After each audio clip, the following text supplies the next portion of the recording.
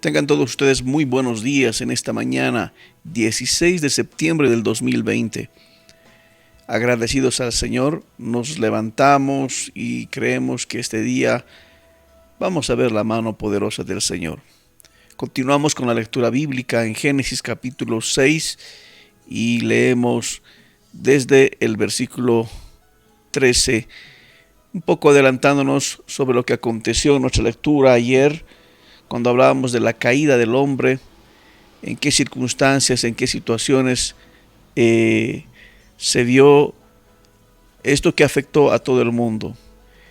Bueno, en el versículo 13 nos van a decir lo que hizo Eva y cómo es que Dios ahora va a lanzar ciertas palabras trascendentales para ellos. El versículo 13 dice: entonces Señor Dios le preguntó a la mujer, ¿qué has hecho?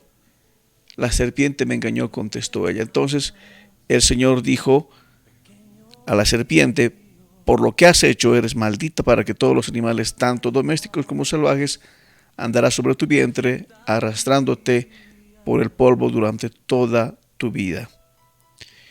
Y el versículo 15 ya dice: no, pondré hostilidad entre tú y la mujer, y entre tu descendencia y la descendencia de ella. Su descendiente te golpeará la cabeza y tú golpearás el talón. Le golpearás el talón. Luego le dijo a la mujer: haré más agudo el dolor de tu embarazo y con dolor darás a luz. Y desearás controlar a tu marido, pero él gobernará sobre ti. Y al hombre le dijo: dado que hiciste caso a tu esposa y comiste del fruto del árbol del que ordené que no comieras, la tierra es maldita por tu culpa. Toda tu vida lucharás para poder vivir de ella. Te producirá espinos y cardos, aunque comerás de sus granos. Con el sudor de tu frente obtendrás alimento para comer hasta que vuelvas a la tierra de la que fuiste formado, pues fuiste hecho del polvo y al polvo volverás. Pasajes bíblicos de suma trascendencia.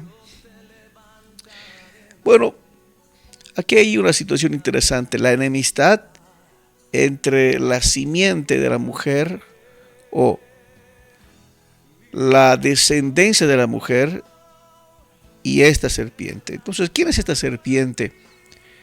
Obviamente nos referimos al enemigo, ¿no? No es un tema aquí de que es un animal. Obviamente la forma en que se representó y que se presentó ante Eva fue una serpiente, tal y cual como tú y yo conocemos.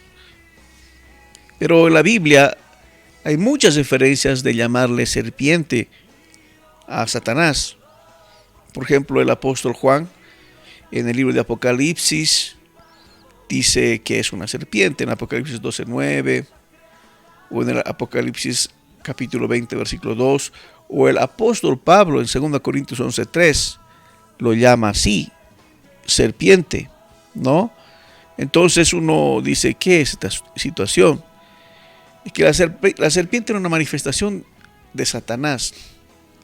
Aparece en la caída del hombre en principio, pero también incita a la rebelión. De alguna manera, la serpiente no habrá sido algo que, si nosotros vemos hoy en este tiempo, causa cierto temor en lo natural, porque tiene colmillos, una lengua que saca y como que nos, como le digo, nos trae ciertas sensaciones, ¿no? Algunos dicen me da cosas. La serpiente probablemente haya sido deslumbrante en su momento, igual como le ocurrió a Satanás, que era un ángel muy hermoso, de muy linda apariencia.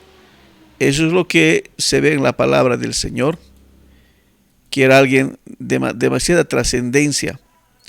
Entonces, a veces el enemigo va a atacar, así como vemos en documentales sobre como cazan los leones. Los leones van a atacar de dos formas. Uno, van a cazar, van a ver el tema estratégico, van a cazar al débil o al descuidado. Así de simple, ¿no? Así es como Satanás obra, al débil o al descuidado. Así ocurrió en el huerto. Quizás la sensibilidad de la mujer, pero el enemigo no se atrevió a hablar con el hombre, sino con la mujer. Son temas interesantes por las cuales podemos buscar las motivaciones. Satanás había desafiado la autoridad de Dios en su momento. Y Satanás fue echado del cielo. Era el arcángel caído. Y esto significa que era un espíritu poderoso, sobrenatural. Entonces, lamentablemente, como dice la palabra de Dios, usó su astucia. Por eso dice la serpiente que era más astuta que todas, refiriéndose a este enemigo, que era tan astuto, buscó a la mujer. Ella fue su objeto de ataque. Pero, ¿por qué? Porque la mujer, en la forma que fue creada, fue hecha para ser protegida por el hombre. Mientras ella estaba sola, necesitando la protección de su marido, la halló a solas, sin fortaleza, sin el consejo de su marido. Esa es una lección también para la aplicación en el matrimonio. Que las decisiones las tomen juntos, que las conversen juntos, que no las tomen de manera individual. Entonces aquí no solamente era un asunto de hecho de Eva, sino también de Adán. ¿Y dónde estuvo él? O qué sé yo. Podemos hacer muchas conjeturas de ello, pero como que nos hace pensar, porque si estuvieran los dos, habrían de afirmarse. Esa fue la situación. ¿Y cómo fue lo que la serpiente hizo? Con que Dios ha dicho. En otras palabras, ¿es cierto que Él los ha privado de todos los deleites de este lugar? Es la forma como engaña el enemigo. ¡Wow! Impresionante. Ahora la palabra del Señor vendría sobre esta serpiente, le diría: pondré hostilidad entre tú y la mujer. Su descendiente te golpeará la cabeza y tú le golpearás en el talón. No estamos hablando de que Jesús vino para pisar serpientes, y no, en el sentido literal. Se trataba del Mesías, esa descendencia humana. En este momento Satanás no entendía de qué se trataba. Dice: tú le herirás en el talón, pero él te herirá en la cabeza. Una herida en la cabeza es una herida de muerte. Esta es la gran profecía de la redención del hombre. Comienza aquí en el versículo 15 de Génesis capítulo 3. El Señor ha decidido, el Señor ha hablado. Llegará el momento en que serás vencido, le dijo a Satanás directamente, por un descendiente humano.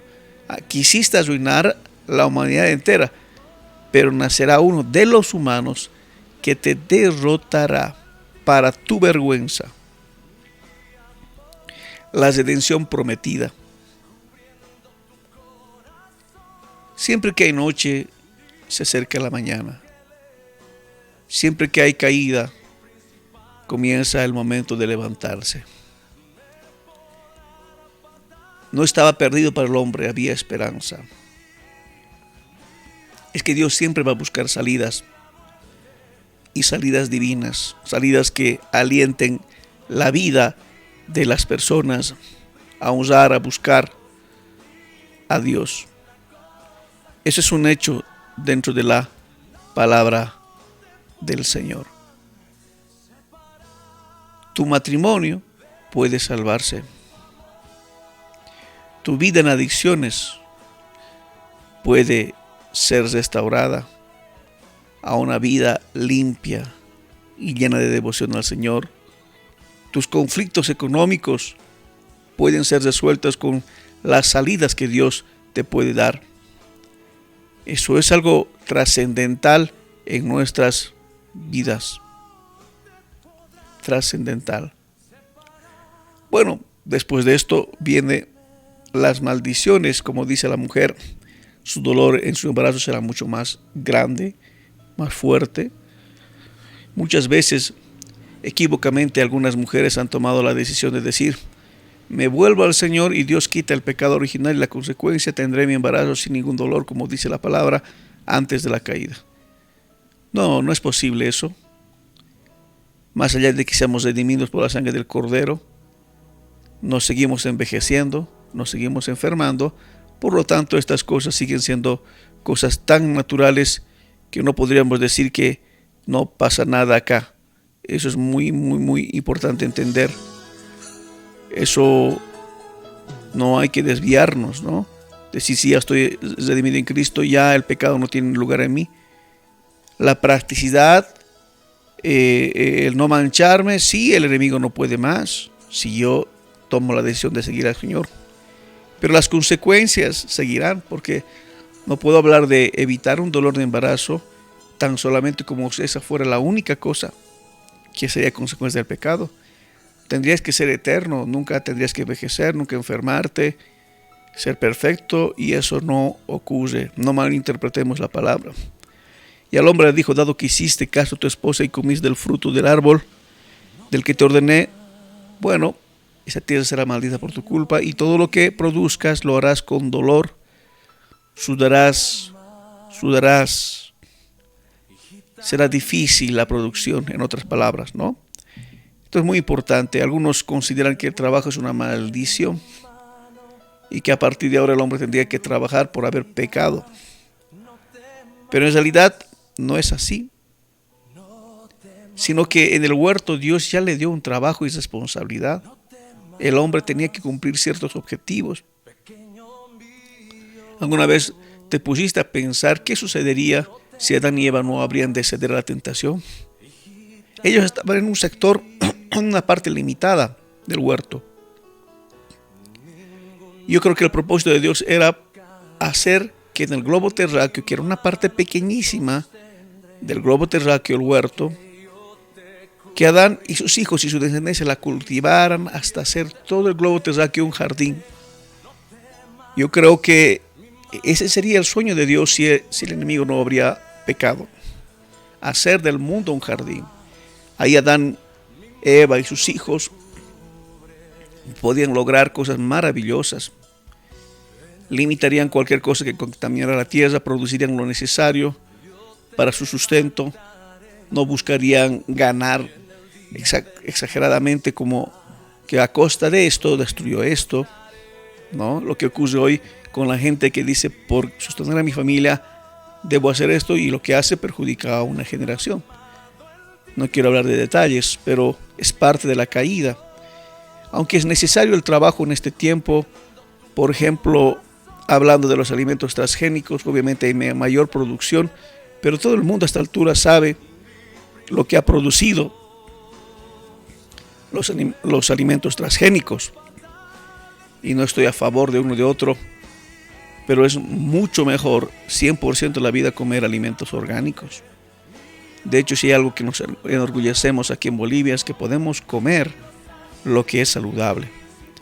Bueno, si Adán y Eva no habrían pecado, habrían administrado muy bien todo esto. El trabajo dignifica al hombre. El trabajo no es una carga que pueda traer ruina al hombre. Ahora, lo que sí es la maldición es que el trabajo no sería simple, sería más de lo que se había planeado. Era una consecuencia. Y eso es lo que vemos hoy en la realidad de la gente. Gente que trabaja más y gana poco.